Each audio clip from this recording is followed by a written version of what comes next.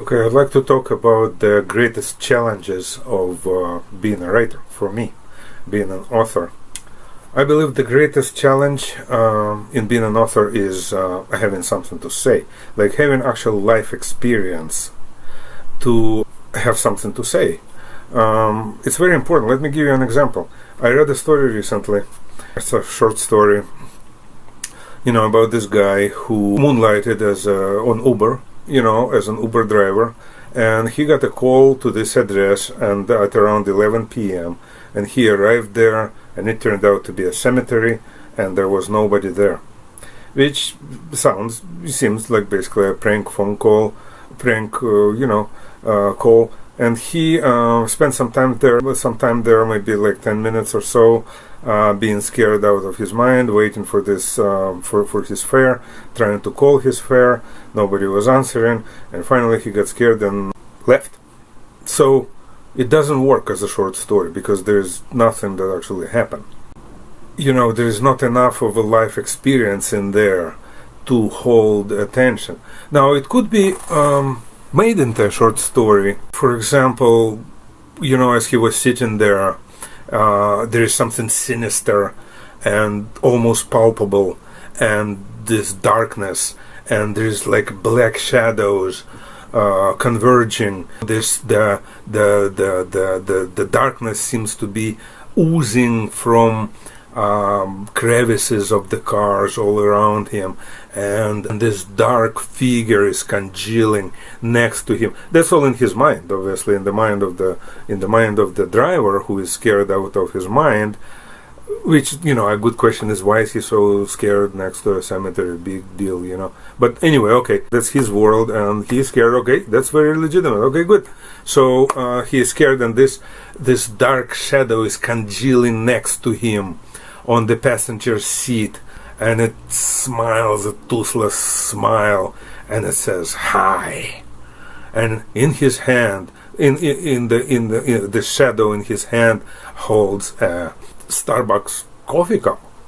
Okay, so then, completely overcome by terrified, he just jams on the gas, and he just escapes out of there through all the traffic lights and so forth, and this black presence next to him on the passenger seat disappears, and he goes, phew, man, that was scary, god damn it, and he stops his car on the side of the road to catch his breath, and suddenly he sees the Starbucks coffee cup on the floor.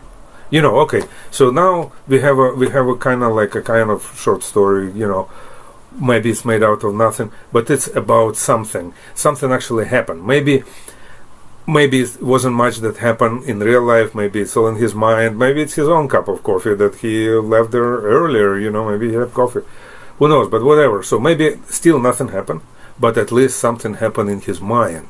And that something can actually grab attention and can actually pull you through the story and propel you through to the conclusion that possibly it was real. So okay, that would be a good short story. But just the short story that somebody was waiting somewhere and left, it doesn't make a short story. So life experience is a large part of it. There has to be something interesting.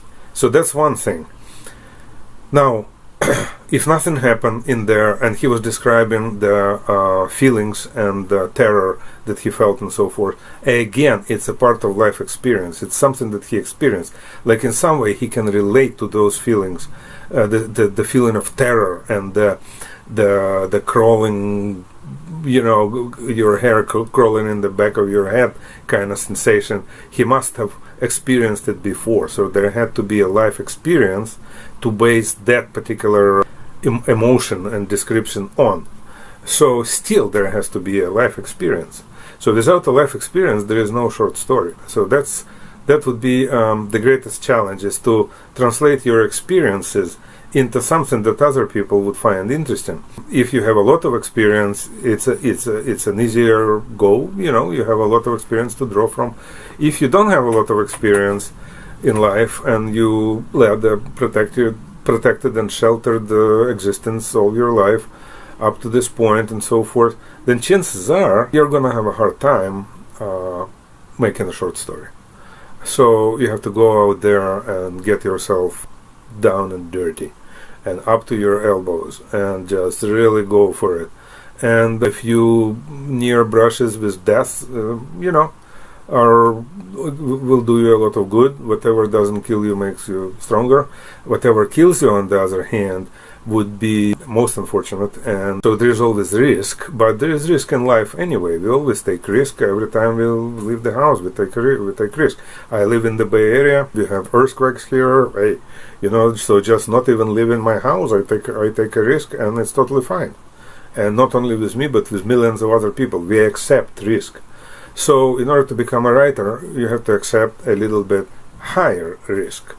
Higher risk of personal relationships going wrong, higher risk of bodily harm, physical harm, starvation, or whatever. Any of those experiences will make you a good writer or better writer. That's all I have to say about it. Thank you.